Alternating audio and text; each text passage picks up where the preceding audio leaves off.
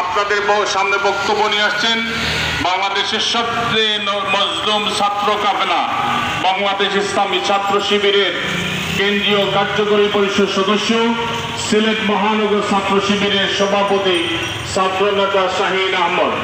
বক্তব্য নিয়ে আসছেন ছাত্রনেতা শাহীন আহমদ।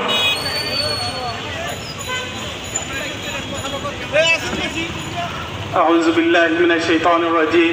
বিসমিল্লাহির রহমানির রহিম। গণমানুষের সংগঠন বাংলাদেশ জামাতে ইসলামী সিলেট মহানগর শাখা কর্তৃক আয়োজিত আজকের এই মানববন্ধন অনুষ্ঠানে উপস্থিত রয়েছেন আজকের প্রোগ্রামের সম্মানিত সভাপতি, সংসদ সদস্য প্রার্থী সিলেট জেলার সম্মানিত আমির, আমাদের সম্মানিত জনাব মৌলানা হাবিবুর রহমান, উপস্থিত বিভিন্ন পর্যায়ের দায়িত্বশীল বৃন্দ, উপস্থিত সিলেটবাসী, উপস্থিত সংবাদ মাধ্যমের বিভিন্ন পর্যায়ের নেতৃবৃন্দ, কর্মকর্তাবৃন্দ, আসসালামু আলাইকুম ওয়া রাহমাতুল্লাহ। সংগ্রামী উপস্থিতি, আপনারা লক্ষ্য করেছেন বাংলাদেশ জামাতে ইসলামী দীর্ঘদিন থেকে জনগণের দাবি নিয়ে এই ময়দানে নেমেছে। আমরা বলতে চাই, আমাদের এই সংগ্রাম থামবে না। আমরা বিগত সময়েও সংগ্রাম করেছি, আমরা বিগত সময়েও রাস্তায় ছিলাম, আমরা এবারও রাস্তায় রয়েছি, আমরা রাস্তায় থাকবো। যতক্ষণ পর্যন্ত জনগণের দাবি আদায় হবে না, ততক্ষণ পর্যন্ত আমরা রাস্তায় থেকে আমাদের আন্দোলন চালিয়ে যাবো ইনশাআল্লাহ। সংগ্রামী উপস্থিতি, আপনারা জানেন বাংলাদেশ জামাতে ইসলামী বিহার পদ্ধতিতে নির্বাচনের জন্য দাবি নিয়ে ময়দানে নেমেছে। আমরা বলি সেই দাবি হচ্ছে 18 কোটি মানুষের দাবি, আপনারা সেই দাবিটুকু মেনে নিন।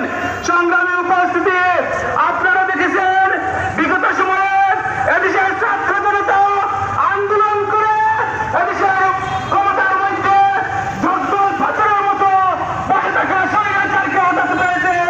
আমরা আজকের এই মানববন্ধন থেকে বলতে চাই, আবার স্বৈরাচার হলো এদেশের ছাত্র জনতা সেই স্বৈরাচারকে উপযুক্ত করতে পারবে ইনশাআল্লাহ। আমাদের সর্বশেষ আহ্বান থাকবে, এদেশের আপামর জনতার দাবি আপনারা মেনে নেবেন। এই আশাবাদ ব্যক্ত রেখে আমার কথা এখানে শেষ করলাম। আল্লাহ হাফেজ। আসসালামু আলাইকুম ওয়া রাহমাতুল্লাহ।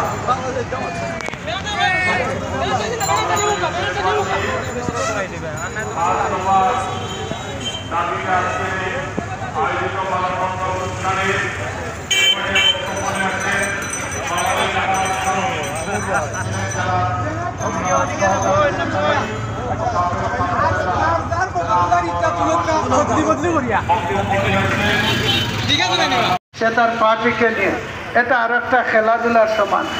এছাড়া জুলাই সনদকে তার আইনগত ভিত্তি আগে দিলে এই সরকারের কবর মজবুত হবে, এই সরকার বলিষ্ঠ হবে।